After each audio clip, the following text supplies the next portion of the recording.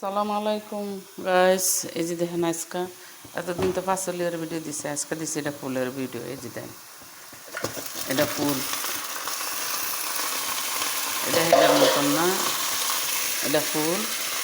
এই দেখেন পেঁয়াজ দিয়া, পেঁয়াজের বাদাম কাটাম করে এটা ফুল। এই দেখেন ফুল দিয়েও একবার রান্না খাইয়ে দেখেন, অনেক মজা নাস্তা। এই দেখছেন,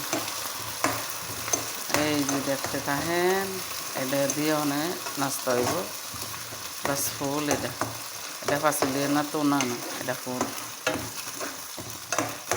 এই দেখেন আমার দেশে বটবটি দিয়ে আছে না, বটবটি না ইয়া দিয়ে আছে না, মটর সিম। এই মটর সিমের এটি,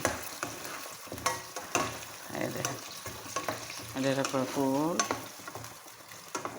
জনে দিব নাস্তা।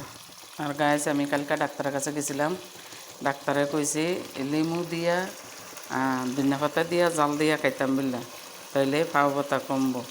দেখি কি হয়। এই যে আমি লেমু দিয়া ধনিয়া পাতা দিয়া জাল দিছি, ইনশাআল্লাহ বা কতক্ষণ পরে খামো, দেখি কি হয়। তো দোয়া করেন আমার জন্য, আমি খুবই অসুস্থ, মানে পাও ব্যথা, অনেক পাও ব্যথার লেগে ঘুম যাইতে পারি না রাত হইলে। সারাদিনই তো অনলাইনে থাকি, কী করুম, করার কিছু নাই। তো আমার জন্য দোয়া করেন যেমন তাড়াতাড়ি একটু সুস্থ হয়ে যায়। সবার কাছে একটু দোয়া চাই যে আমার একটু যেমন আল্লাহ তাআলা একটু সুস্থ করে। আমি অনেক পাও ব্যথা অনেক দিন ধরে ভুগতেছি। এই পাও ব্যথার লেগে অনেক সমস্যা হয়, মনে করেন সারাদিন আডি, তো সারাদিন আমাকে আডার কাম, সারাক্ষণই আমরা আডি, এর লেগে অনেক পাও ব্যথা।